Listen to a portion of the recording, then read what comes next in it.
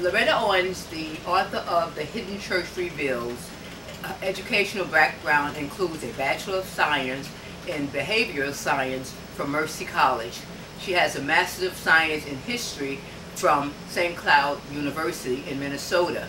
She is well prepared to give you explanations of some of the spiritual and paranormal things that she is explaining in the book. So in order for you to really get a good understanding of what she's trying to say, it behooves you to get the book and read it and enjoy it. Hi, my name is Loretta Owens, and I am the author of the book, The Hidden Church Revealed. Today I'm going to be talking about this particular book. Why did I write it? What was the purpose in writing the book? And I'm going to be dealing with several characters. The main characters, which is God, Satan, and the characters that will be working with God himself will be Brian and Sophia. And the characters that would be opposing God on Satan's side would be Kelsey and Ryan. So the whole purpose of the book was a time setting. I want society to understand in the future what possibly could happen, and why did I talk about these characters. And I tried to deal with human nature, especially when it comes to God, and why society is opposing God. They didn't want anything to do with God, and a segment of the society wanted to please God through Jesus Christ, that is. Now, the first character I'm going to talk about would be Sophia. Sophia, it started off with Sophia, she's driving on this highway, and the time setting, like I said, is in the future. Is in the future, and she's a very bitter person at the time. She's very well known in society. She's the author of many books that oppose God, and she's against Christianity.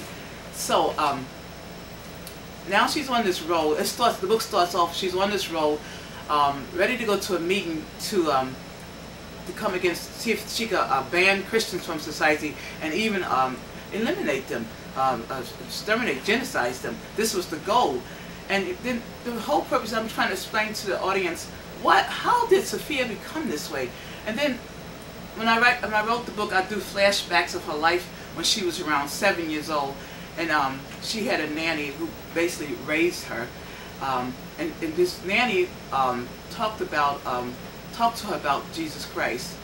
And being that she was a wealthy child from parents, prestigious parents, who was wealthy at the time, and the time setting, like I said, is in the future, when the world is America is not a world. They haven't emerged to this world government yet, but the religion they have decided to try to have a one world religion at this time. This is the setting, but they're trying to eliminate the Christians for a lot of reasons. There's famine in the land at the time. There's the water is polluted. There's air pollution, and a lot of crisis is going on. So there's always have to be somebody who could be the scapegoat. And the Christians, they decided the Christians would be the scapegoat of who will they eliminate. We could go back in history. We could talk about they used certain other people who was a scapegoat, and they took their monies and what have you. So now the Christians are the scapegoat, and the most religions became one, and the only reason why they came against the Christians was the Christians determined, they said that Jesus Christ is the way to God, and they couldn't get to the Father but through Jesus Christ, because of Jesus Christ became redemption for the creation, the fallen man, creation. So the setting is, why did she become so bitter? And I don't want to tell you the whole story, but I'm trying to explain to the audience. Okay, why did this? She didn't just become bitter. It's something she was really loved the Lord when she was 7. You can imagine a little child believing in Jesus Christ. She sang songs. Jesus loved me. Be a sunbeam. You know, she just fell in love with Jesus Christ. She also was really loved her nanny.